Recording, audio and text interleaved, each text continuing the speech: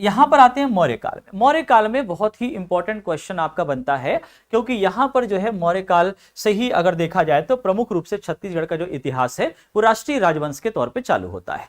ठीक है, अब देखिए ये जो अशोक हैं, अशोक से संबंधित क्या क्या प्रश्न बनेगा। एक तो ये प्रश्न बनता है जनरल, अगर मौर्य काल से देखा जाए तो मौर्य काल से यह प्रश्न बनेगा कि छत्तीसगढ़ मौर्य नियंत्रण में कैसे आया, इसके बारे में विस्तार से समझाइए। ओके, तो ये जो प्रश्न है यह भी आपका 4 अंकों का प्रश्न बनता है। फिर अशोक के बारे में यह पूछा जाता है कि अशोक से संबंधित अभिलेख यानी कि इंस्क्रिप्शंस एंड मैन्युस्क्रिप्ट्स ये जो हैं इसके बारे में वर्णन करें।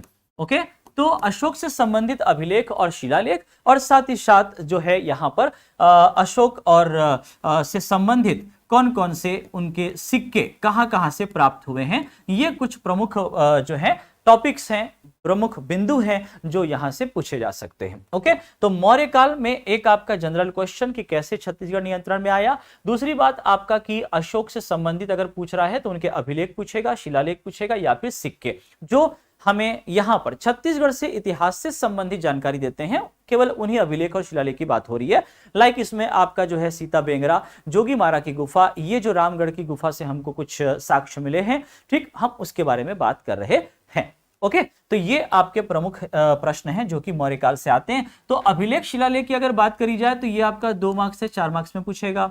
सिक्कों की बात करी जाए तो ये भी अगर देखा जाए तो कंप्लीट जो कंटेंट है अशोक के सिक्कों से संबंधित वो आपका 4 अंकों का है, तो इसको 2 और 4 अंकों में भी पूछा जा सकता है। ओके, चलिए, तो ये हो गई बात किसके बारे में, मौर्य काल के बारे में। तो अगर आप इस तरीके से अपनी तैयारी के दौरान आपने इस तरीके से प्रश्नों के उत्तर लिखे हैं, प्रैक्टिस आपने की है तो बहुत अच्छी बात है। लेकिन अगर कुछ मिस हो गया है तो जरूर इसको, अभी भी थोड़ा वक्त है हमारे पास, आप बिल्कुल जो है इस प्रश्न के उत्तर को इस तरीके से तैयार कर लीजिए, क्योंकि ये पूरी संभावना है आने की। ठीक,